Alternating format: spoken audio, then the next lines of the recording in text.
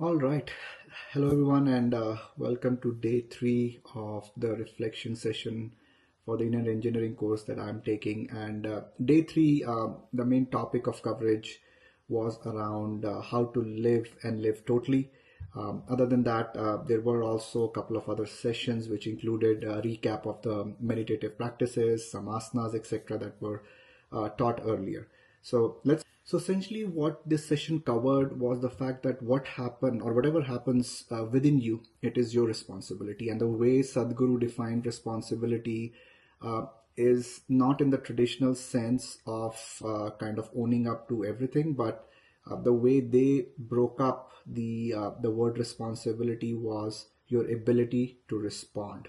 So what they were trying to get at was that in every situation, you should retain the ability to respond, right? Uh, there are a couple of other things that got covered during the session was the fact that whatever the world throws at you is not your view. So nobody can cause you mental torture or misery.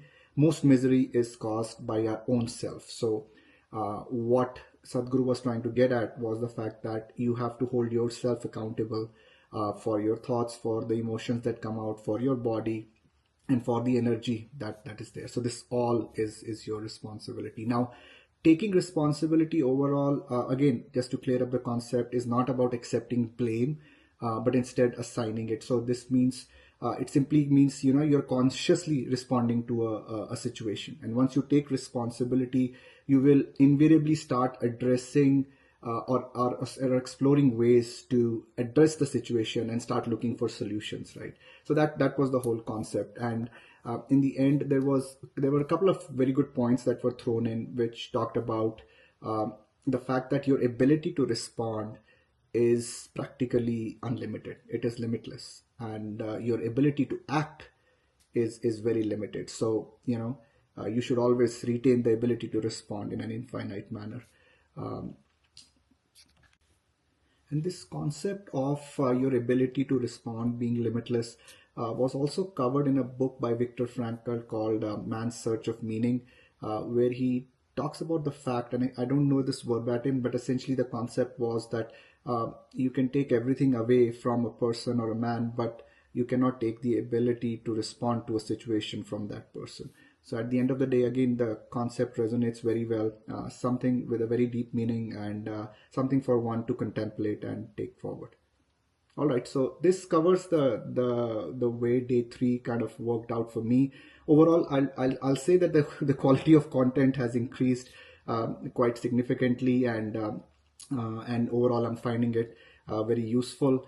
One thing that I do want to point out is again the fact that these are all live recorded sessions which happened one place or the other, and the content creation team has kind of taken up those videos and then put this all together.